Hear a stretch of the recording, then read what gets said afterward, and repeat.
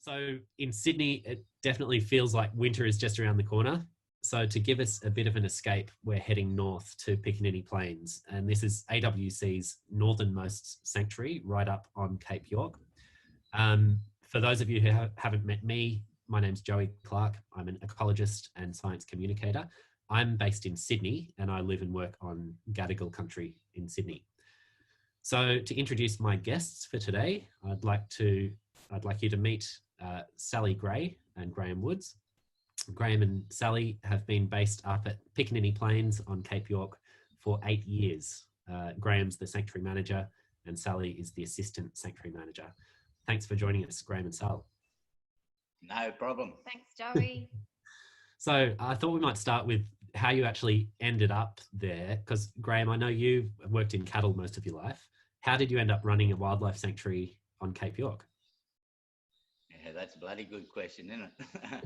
There's a hell of a story behind that. I was actually retired. Thought I'd got in nice and early, and I was retired and bobbing around the ocean on a little pea green boat and having a fat old time. And in one of the times I called into port and caught up with me little girl here, and she said to me, "Would you come up to Cape York if I got a job managing a station?" And I it's ticking over in my head, and I thought, oh yeah, a girl with no bush experience on a station up in Cape York, yeah, that's probably not going to happen. So I said, yeah, love, I'll be there. I'll follow you to the end of the earth. And merrily went on my way back out to sea. And then I get a phone call while I was out there by rad phone. And it was Sal, and she said, oh, can you, next time you're near port, can you give us a call? So I did that. And Sal says, oh, we've got an interview. And I thought, oh, geez, okay, righto. Now how to deal with this? It's rattling around in my head, because I'm quite enjoying retirement. I'm thinking this is pretty good. So I thought, oh, look, it'll all get cleaned up in the interview. So way we went, I followed her off, and I really thought I was just there as Sally's offside and basically giving her moral support. So I was sitting there with my arms crossed, gazing out the bloody window, not really paying attention. And looked at my clock and I said, look, it's just about time. We've got to wrap this up and head to the airport to get home. And they said, oh, righto, well. And they said, well, it's a bit like this, Sal. And I thought, oh, yeah, here it comes.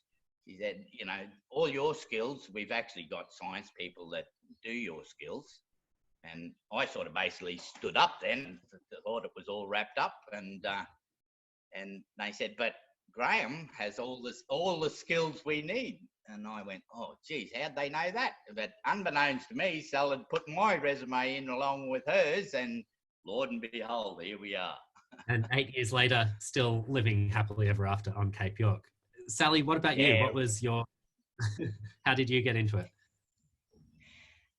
Well, like Graham said, I first saw the roles advertised, and my background is in conservation. So I was actually working down in the wet Sundays on water quality management with the NRM organisation down there. And so, yeah, between us, we've got a nice partnership of skills, I think. Graham's got all the practical outdoor side of it, and I've got the conservation side of it. And yeah, together we kind of keep the show on the road, actually. Pretty good. You're doing a good job so far. So let's talk about the sanctuary. So you're at Piccaninny Plains, which is about halfway up Cape York, I guess. Just describe to us how you get to Piccaninny Plains if you're coming from, say, Cairns. Well, it's not bloody hard. It's the only one road here and there. So yeah, you leave Cairns, take the road north, and yeah, you'll run across our gateway. We're on the main road that links Cairns to the west coast to Weipa and to the tip. So yeah, every road that goes through Cape York actually passes through Piccaninny Plains. So which is, there's a lot of management issues for us coming with that, but we're pretty well right in the middle, 100 k's to the west to the coast and 100 k's to the east to the coast, and about 200 k's if you drive straight from our front gate to the tip. So right in the middle. a bit of a wildlife corridor between that northeast side of the Cape where there's Iron Range and that kind of monsoon vine forest and rainforest, and the west coast because it sits right in the middle. I actually had a look at how far you are from Cairns compared to New Guinea. You're actually closer to New Guinea than to Cairns. So, well, perhaps we should be doing our shopping up there. We might at least get some fruit, fresh fruit and veggies. yeah, so that's the next thing. How do you get supplies in when you're so remote up there on the Cape? We what we normally do is well, we're pretty well isolated up here for the wet season. So about end of November, December every year, we start preparing for the wet season when we're isolated here, usually through until April. So, you know, we've been doing the COVID-19 isolation trial run for years now, but we do a big shop. We drive down to Cairns, we drive down to Atherton, and we load up our truck. And back here, we've got a cold room, and we've got 4 freezers, a couple of fridges. So we basically do a shop for generally, months, yeah, 4 months. 4 to 5 months is what Self usually caters for. We've pretty well got to, think that we won't be able to get anything in. We do have a mail plane that comes in once a week, but during the wet season when you really need it, it doesn't necessarily come every week, because if there's a storm, if the airstrip's wet, if the plane's broken down, there's all sorts of reasons that it may not get in. So we pretty well head into Christmas thinking we're not going to shop again until after Easter. Wow. So you've got so you can imagine when you hold your salary up, it's usually a bit limp by March. So you got to be pretty much. You learn to buy what keeps. That's what you do. And Sal becomes very little gets thrown out there. Like the real modern thing now is compost this and compost that. Now I tell you what, not much goes into the compost here. So not much waste, and you've basically got to be self-reliant for up to 3 or 4 months of the year. I've just got a picture here of what that access road looks like in the wet season. This photo, I think you said, was taken not the most recent wet season, but the one before. So that was a bit different because you had a few cyclones come through. What was your experience of that wet season like? That was just a hell of a mess. We had 4 major storm events, cyclones, big blows, and it just made a hell of a mess everywhere with down timber. And that photo you're looking at there, that's actually at the end of the wet season. Probably it's had a month of dry weather on that already, and still we can't get to the front gate. That's our all-purpose little buggy there, and if it bogs it, there's no way in the wide world you're getting out in anything heavier. When we have those storm events, we've actually got 750 kilometres of tracks and 135 kilometres of fence line on the property. So after this particular year, when we had cyclones from December through to early May, that remainder of that year was literally spent just reinstating those roads, clearing them, rebuilding them, and fixing the fence lines. So the storms have a really, you just hunker down for the storm event, and we got plenty of food, but it's the aftermath that's the real challenge for us. And usually during those storm events, you got to deal with every bit of wildlife and everything that's looking for a dry spot. And guess what? Well, we've got the only dry spot, and they all want to come and share our house with us. Speaking of that, I believe you get a fair bit of wildlife in the house and around the house. Do you want to just show us what you found last night, Graham, and describe where you... Oh, it was this morning, actually. I went to grab my hat to keep the hair. Excuse me for wearing my hat inside, but it's to keep the unruly hair at bay. We've been 6 months without a trip to the outside world, so... And this is what fell out of my hat. I went to put my hat on, and Lord and behold, here we go. It's a little python, children's python. Right. So you have them in everything from the office to our bedroom. We get these little fellas. They during the night you'll have one tapping you on the face looking for something, and yeah, you just got to be careful what you swat at. We've had a lot of snakes just recently, all different sorts, and during the wet season we've had dingoes in this building that we're in now, and a bat flew around the bedroom the other night, and so all sorts of things. Birds come in. And when we first come here, Sally actually walked out the back door and walked into a mob of 20 pigs, grazing right at the back door on the back lawn. So yeah, we have right, everything. Yeah. and look, you really know it's getting wet when the bloody crabs come inside. Crabs, really? Yeah, we've got a land crab.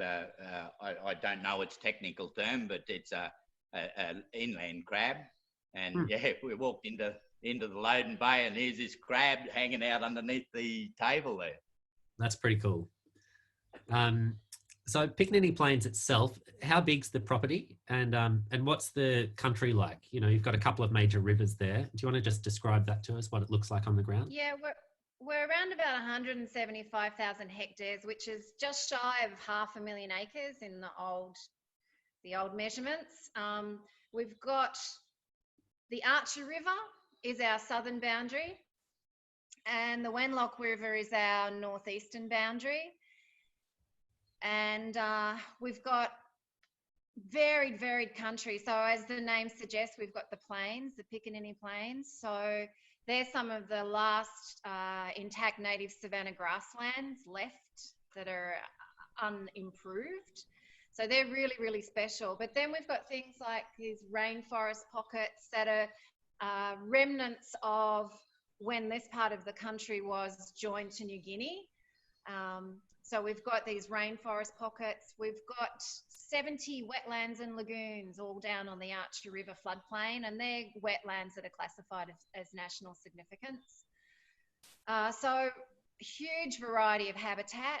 We've got close to 300 different species of birds here, nearly 500 different species of plants that we know of. We've got 70, 80 different species of reptiles, 60 odd species of mammals, and we protect habitat for, I think it's 27 threatened species. So really significant country and really varied, from these grassy plains to, Joey's got up there a photo of Green Swamp, which is the largest wetland lagoon we have down on the Archer River floodplain.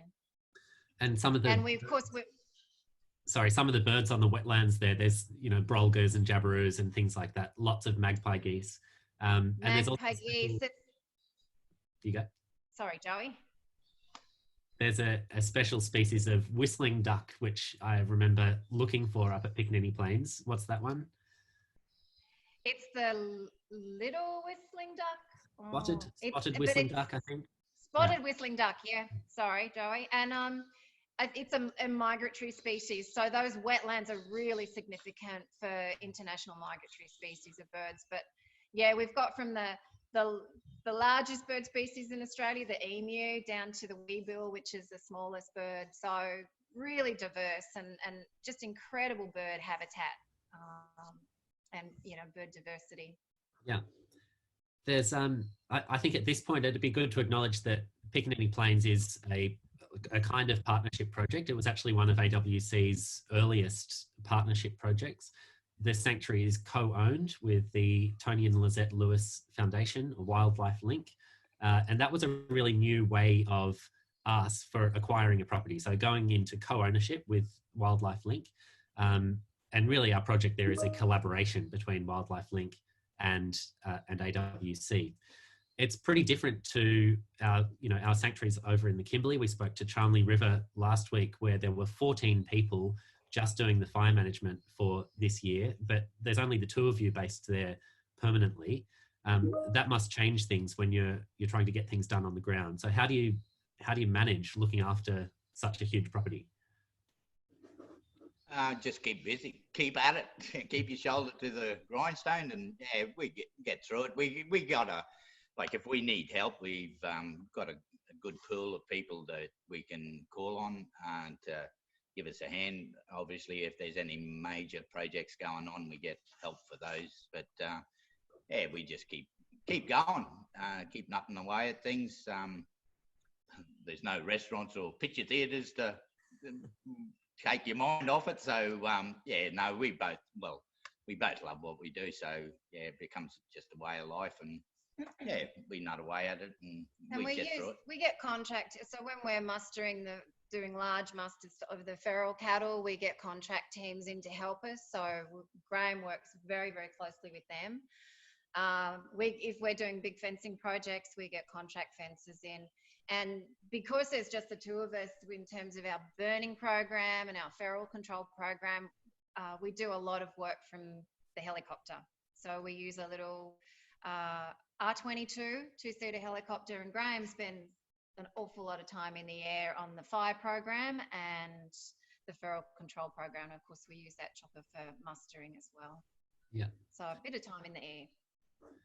Just wanted to talk a little bit more about the special species that are found there. So we know there are red goshawks there, one of the rarest birds of prey in Australia. There's also... Yeah, they're that bloody rare, I haven't seen one. Oh, there you go. Mythical. There's also a bunch of species which are shared between Cape York and New Guinea. So for things like spotted cuscus, riflebird, some of those birds of paradise, palm cockatoos. And I think it's interesting to see the reason behind that. So this screen I'm sharing at the moment is a neat model of what sea level has done over the past 100,000 years. So this is about 95,000 years ago. And if I just scroll through that time zone, hopefully everyone can see that clearly. It shows that for most of the last 100,000 years, that very top part of North Queensland has been connected to New Guinea more often than not. So, you know, it's really, in terms of biologically, that part of Australia, Cape York, is, you know, very much connected to New Guinea. So things like riflebirds use the gallery rainforests along the Archer River and the Wenlock River.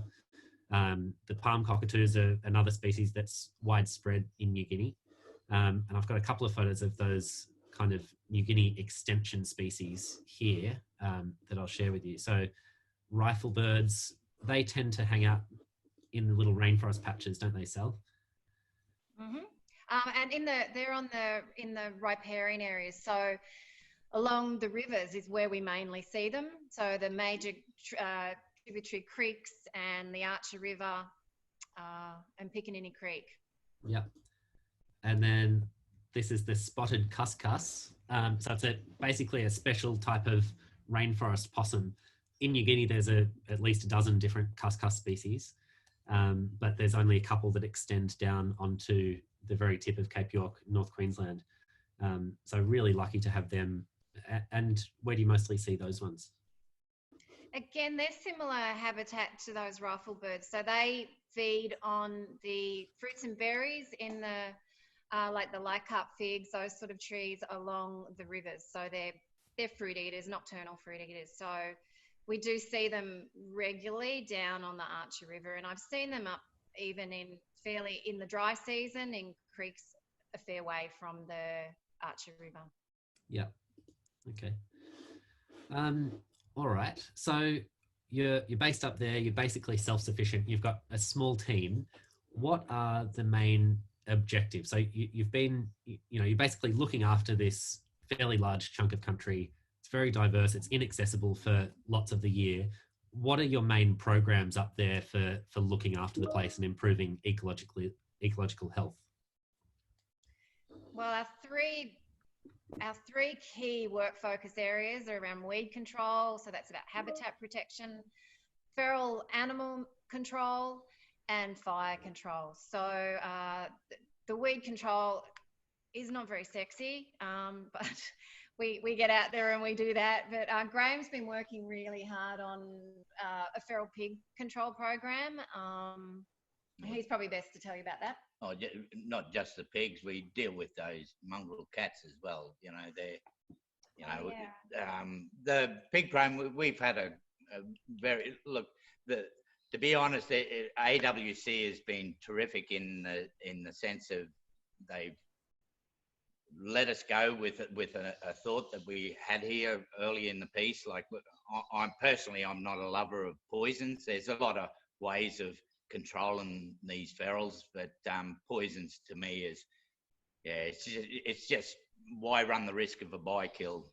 So I said, look, I'll take it, try and take it up with the rifle, get rid of them once and for all.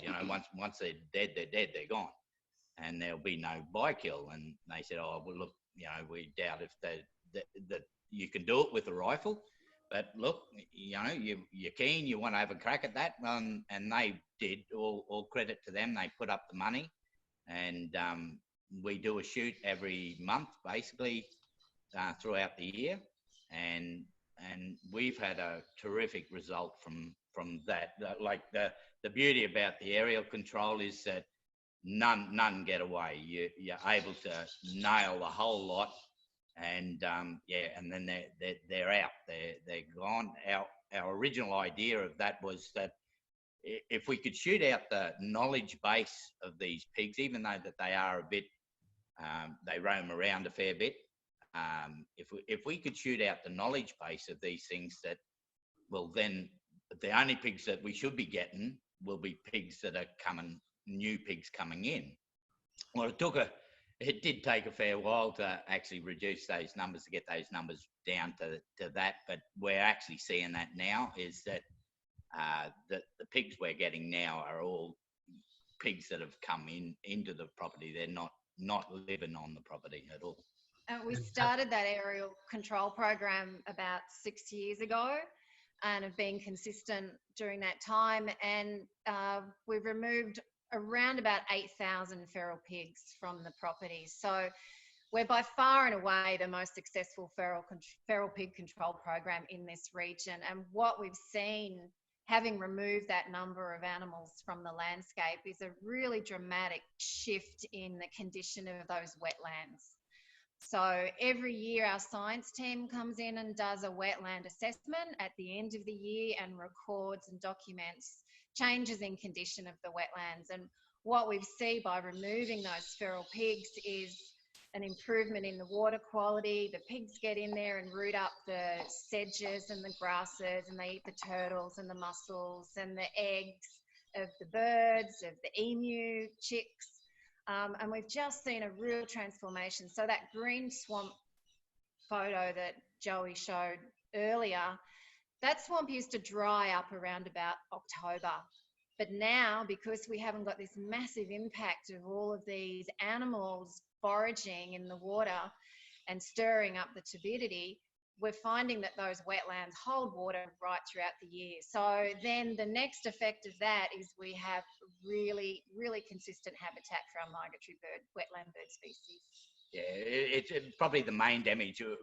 Like, it's not only green swamp, like pretty well all our lagoons were getting, if not dry, they were polluted. There's no other word to use. They were filthy. They were just stirred up. There was no actual surface cover. The water lilies were all gone. So, and up here, the evaporation rates are incredible. So once you get rid of the water lilies, we were losing half the water then to evaporation as well. And the remaining water that was there was that stirred up, that the fish, all the aquatic life was gone.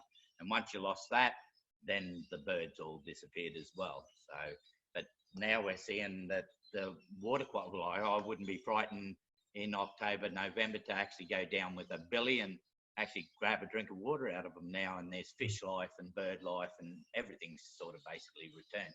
Nature's pretty good at returning, pretty quickly. You remove the initial problem, and nature will take over the rest.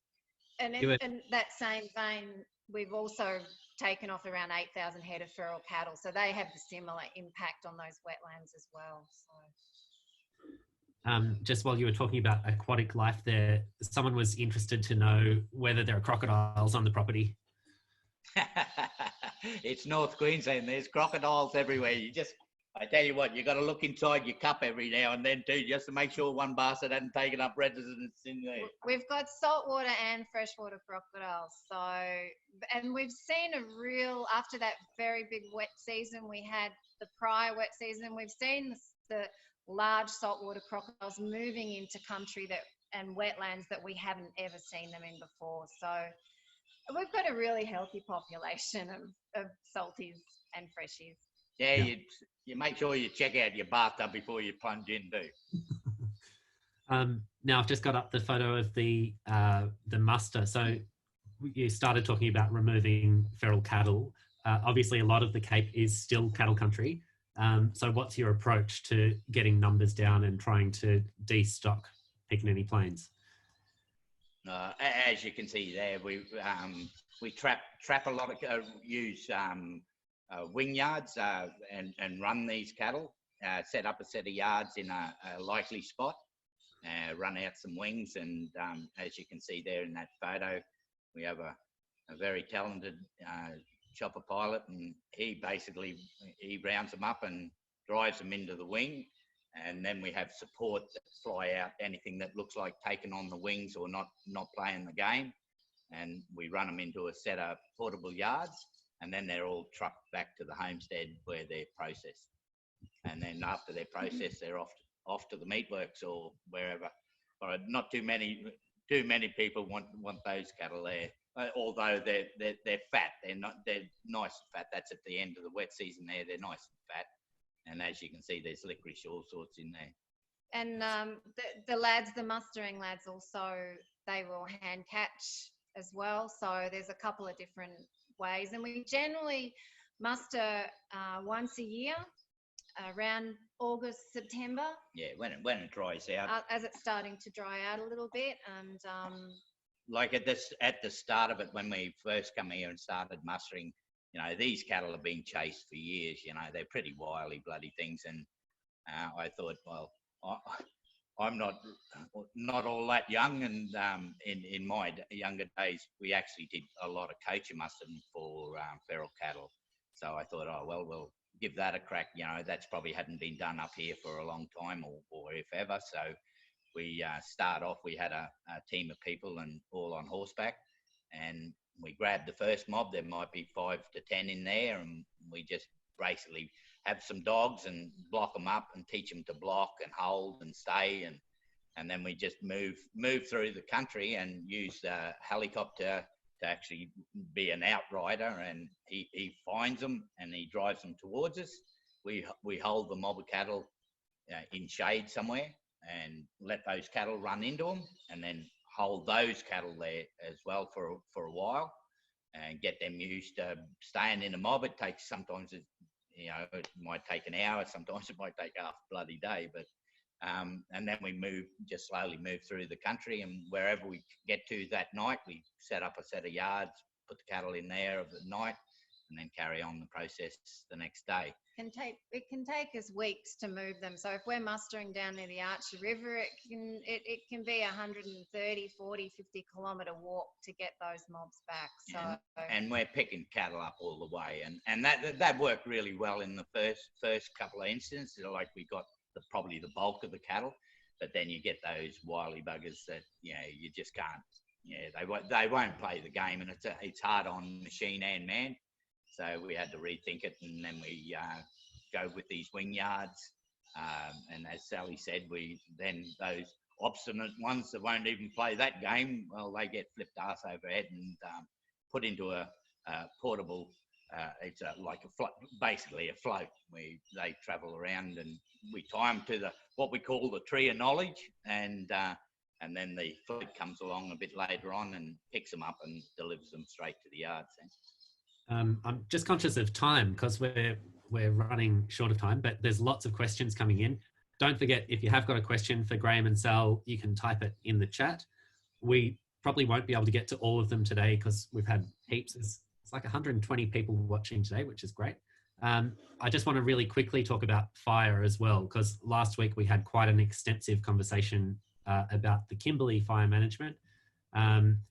But the situation's a little bit different where you are in Cape York with, again, just the two of you on the ground. So what are the main objectives of fire management up there?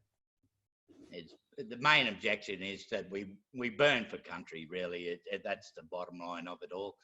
And to reduce the fuel loads for those end of season hot wildfires, and to break the country up, so you've got a variety of habitat that is either surrounded by burnt country that will stay intact, or for regeneration of new growth, and get rid of the old and in with the new.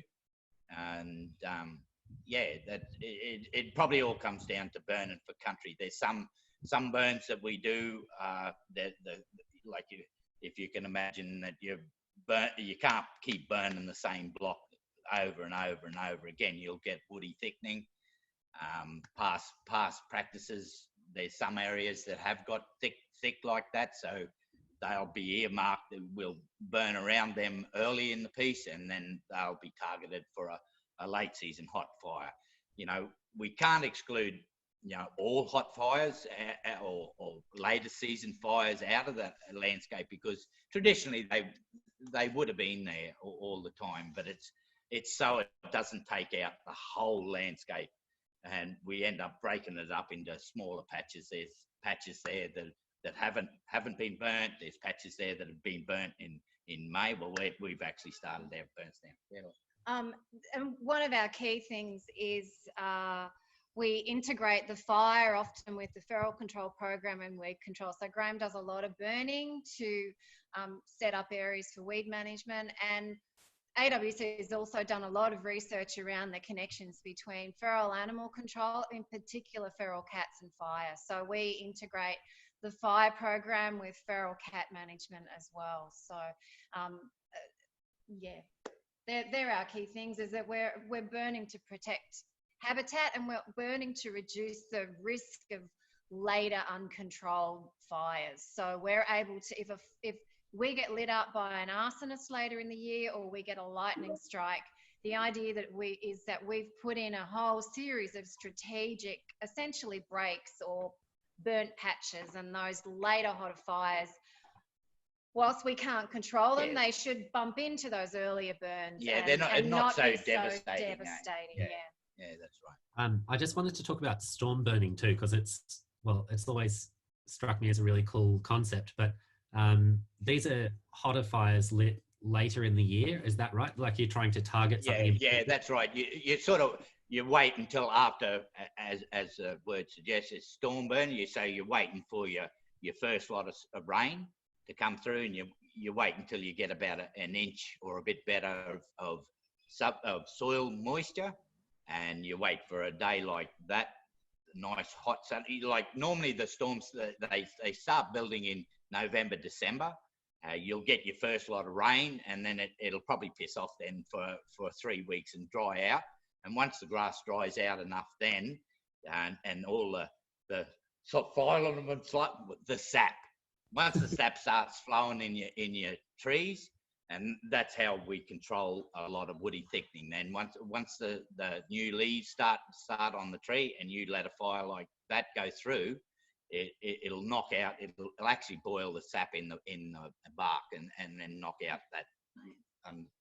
And this photo that Joey's got up here, you can see that the country around it was burnt earlier in the year, so the area is totally prepared. It's not, you don't just go, I'm going to do a storm burn decide in October you're going to do one. You actually plan where you're going to storm burn at the very start of the year, and you set up all of your early burns to manage that later storm burn. So you can see here that it's well contained, very controlled within roads and early season burns. Yeah, well, like we have got a large tract of land up here, but it means that you still do have to consider your neighbours, and like a fire like that would let uncontrolled, it'd be in your neighbours before you know it, and they probably wouldn't say thank you. I just want to say too, a lot of the photos that I've been sharing are taken by you, Sally. Sally's a very talented photographer. I've just got one more here showing the result of some of your firework. So I had to choose from hundreds of photos, and this is just a selection, but lots more that hopefully we'll share with you another time. This is really interesting. I call this Graham's Christo, for those of you who are familiar with the environmental artwork and the artist Christo. But this was essentially a wildfire to the left. This is in the Wenlock area, and we were concerned that it was going to burn into the rainforest patches that we work really hard to protect. So this fire had been burning for a while, and the best way that we could control it was Graham graded, you can see the grades on some old tracks, and let that fire that we did back burn. Yeah. And so you can see it's tinkering around in that back center, and so the back burn reached that. So we manage fire with fire up here. We fight fire with fire. There's only 2 of us, so it's not like the scenes you get down south with 100 fireys. There's the 2 of us. So we manage fire with fire, and this is a perfect example of how you manage fire with limited resources and control it within the landscape. So it's pretty impressive that you're looking after such a big property with just the 2 of you for most of the time. We're going to have to grade all daytime and burn all night. That's usually how it goes. We're going to have to come to some questions now. We actually had a few that were sent in before today. So one person asked about cane toads. You do have cane toads up there. Do you know roughly when they arrived on Cape York and what the impact has been? Yeah, they arrived up in Cape York. I was actually working in Weipa when they arrived, and they arrived around about 1980, and the impact would have been pretty massive.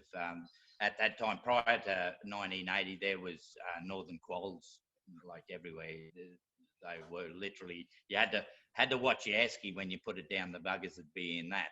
And this time when we came back, they have made a big impact on the wildlife here. Snakes, large snakes and goannas, they were very prolific up here, and now they're starting to come back now. And Sally just took a photo there the other day of a very large goanna. So I think they've learnt. Well, I assume the toxins out of a cane toad. That's probably the biggest drawback with with wildlife trying to learn not to eat cane toads, is that their poison's so strong. Once they put it in their mouth, they're bloody dead. So it's hard to get that into the genetics and get that passed on. So I understand AWC. The most exciting work with cane toads is that we've shown that the strongest impact is that first invasion front, which is kind of hitting the Kimberley at the moment. It seems like if you can teach populations to avoid them, at least with some animals, some of the big goannas, things like quolls, then they do stand a chance of recovering in the longer term. I guess it takes... We're definitely seeing a recovery here in Cape York. The quolls, not so much in this particular part of the Cape, but we're seeing the large goannas, the snakes. We're seeing behaviour in animals to show that they're learning how to deal with the toads. So it's very interesting. Yeah, everything from flipping them over and eating them from the bottom end, or pulling their guts out from their mouth. I actually was watching a magpie that was here, and it had some juveniles, and it was picking the thing out of the lawn and sticking them into this bloody young one's mouth. And I wonder what the hell that thing's doing. And I went over there after it had flown away. It did it a couple of times and then pissed off. And I walked over, and the ground was actually littered with bloody small cane toads. And whether it's doing it to build up its own immunity or teaching its young to go, well, that didn't taste real good, it won't be eating that. But I don't know. But they're definitely learning to leave the buggers alone. Yeah, that's pretty interesting to see. We've got another question here from Chilla Bulbeck, and I might get Chilla to unmute, or we'll get someone to unmute your microphone so you can ask Graham and Sal. Okay, Chilla, would you like to ask your question? Hi, yes. Oh, sorry, you can't see me. Not with that really matters. Thank you both so much for it's just so exciting, all the work you're doing. I was interested, Sally, when you talked about the relationship between burning and feral cats, and I couldn't really understand like what you were saying the relationship is. Does the burning stop the feral cats, or stop what they can eat or whatever? Yeah, anyway, thanks. Yeah, I just alluded to it because it's a really interesting story or whatever. There's been a lot of work done at the sanctuary in Mornington in the Kimberleys around feral cat behaviour, and that team came over to Piccaninny a few years ago and GPS collared around 30 feral cats. And over a period of 4 months, so during the season from May through to September, when we're doing all of our early burning, our planned burning, we tracked those cats and we tracked their behaviour and how they were moving about the country in relationship to the burns that we were doing. And what we found was that the female cats have a very distinctive territory. It's about a 2 kilometre radius or 2 kilometre diameter patch. The females are very respectful of their patches. It's like a jigsaw puzzle. They don't encroach on each other's areas. The male cats, however, we found that they will travel vast distances. So we had, that is not a compliment. We had there was one male cat that we collared not too far from the homestead here, and Graham had lit a prescribed burn over in the Wenlock. So this is one of our, meandering, tinkering, gentle, cool fires, and it was over in the Wenlock area, around about 25 kilometres away. And what we saw was that male cat, within 24 hours of that fire being lit, it travelled that 25 kilometres and it hunted on the edge of the fire front and the fire scar for 3 days and 3 nights, and it moved back. It was actually a female cat. It moved back to its home territory.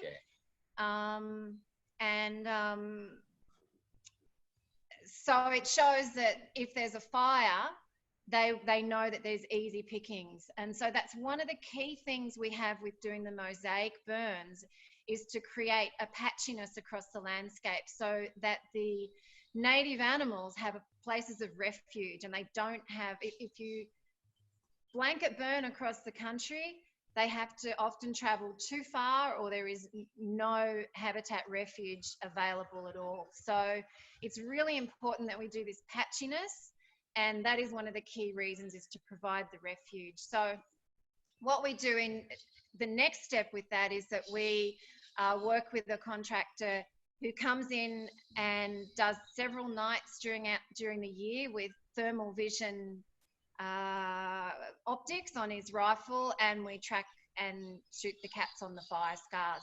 We also have an additional staff member here in Piccaninny that is a dedicated feral control officer who's just having a nap at the moment. But we have a no, she's having a nap. We have a dog here that was put out in the field and trained with the Mornington tracker dogs when they did the research program here. So Picca, who's our tracker dog, works with us here for cat tracking as well. So we've been pretty successful. We've removed around 350 cats. And yeah, Picca's been good at, she consistently gets, through the wet season, she'll get them around the homestead here 1 or 2 a week. So we're definitely making an impact, and we've cleaned up around particular wetlands and lagoons. So, but cats, it's such a challenging management issue. Like for the amount of grass growth you get here, and a cat's not that big, and you just lose it in the grass all the time, and they're so cunning and wily. The homestead here is actually up on a gravelly knob, and in the wet season, I think they get flooded out, or the cats don't like wet feet. So yeah, we do catch a lot up here on gravelly knob during the wet season, and I tell you, I wouldn't get half of them without that bloody dog. Cool, thanks. We've got a couple of questions here about Indigenous involvement and whether you've got active engagement with Indigenous communities on Cape York. Do you want to say something about that, Sal? Oh yeah, So we've got really good relationships with the Indigenous communities and mobs around us.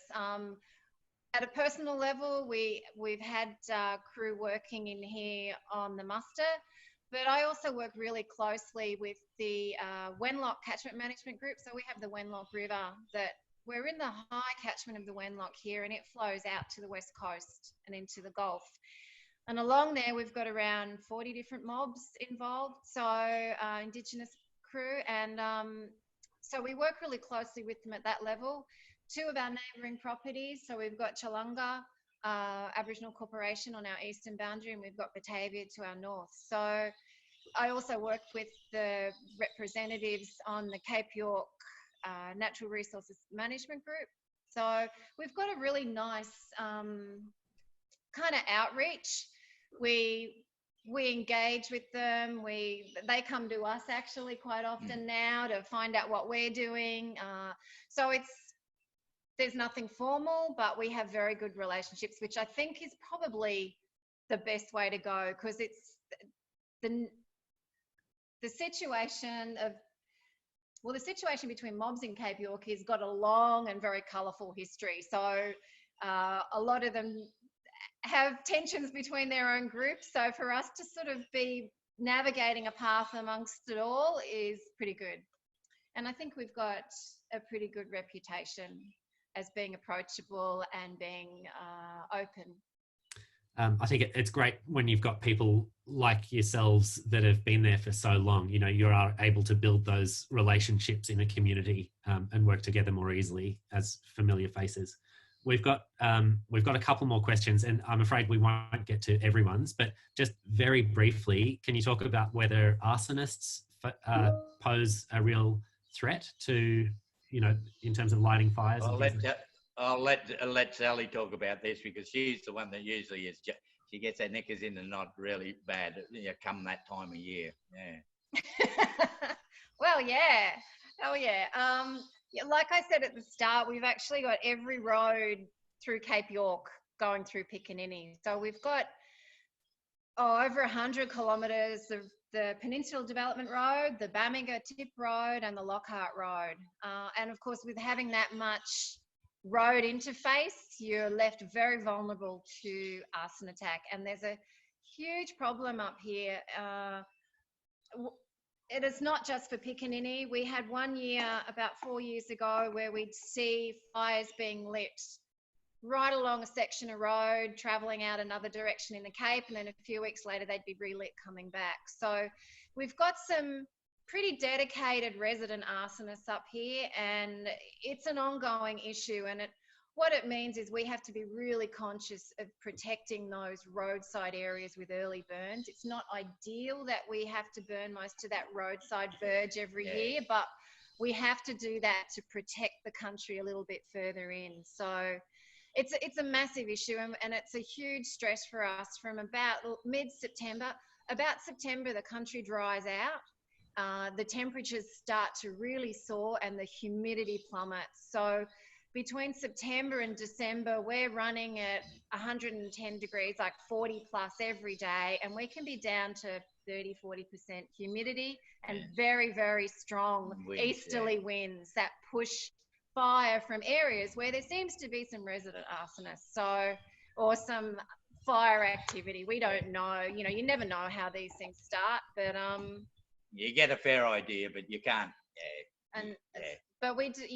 So it's a huge problem, and it becomes, like I said, very stressful. We've spent a lot of days and nights trying to keep fire out of areas we want protected, trying to keep fire out of neighbouring properties after it's burned into our property.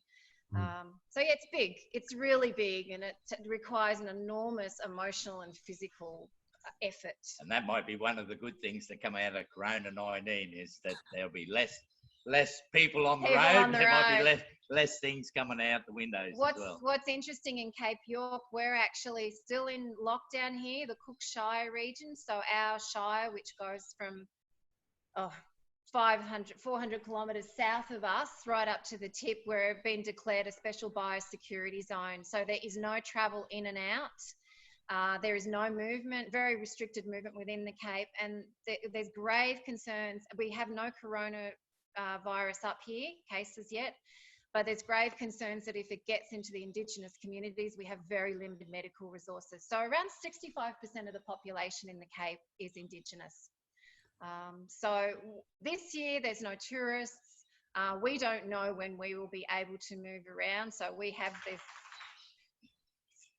conditions at the moment that feels like we've been in a wet season for 6 months, and we don't know when that's going to lift. So it'd be interesting to see what difference it makes to our late fire season events.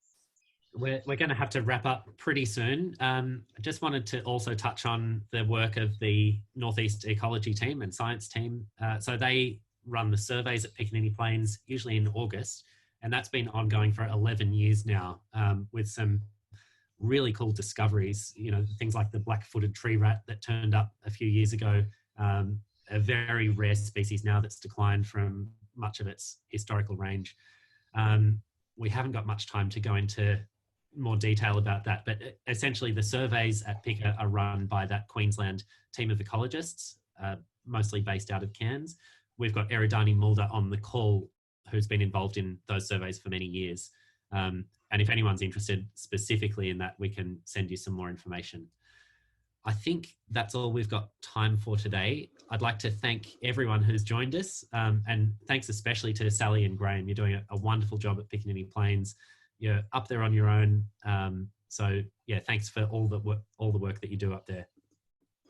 On behalf of Sally and I, it's our pleasure. Actually, I didn't think in this stage of my life that I'd have such a rewarding job. Actually, it's great. I've been taken off the land for most of my life, and it's nice to be able to put something back. Actually. And Sally, thank you for all your photos that you sent through. They, you know, they paint a really vivid picture for us down south, stuck in our lounge rooms and bedrooms. Oh, and it's great to chat. Like I said, we haven't seen anyone for 6 months. Yeah, she's still looking pretty good. Now, speaking I don't know, we need that haircut pretty bad. That's why I'm wearing a hat. Look, you know, I got a hell of a mop that a 20-year-old would be proud of.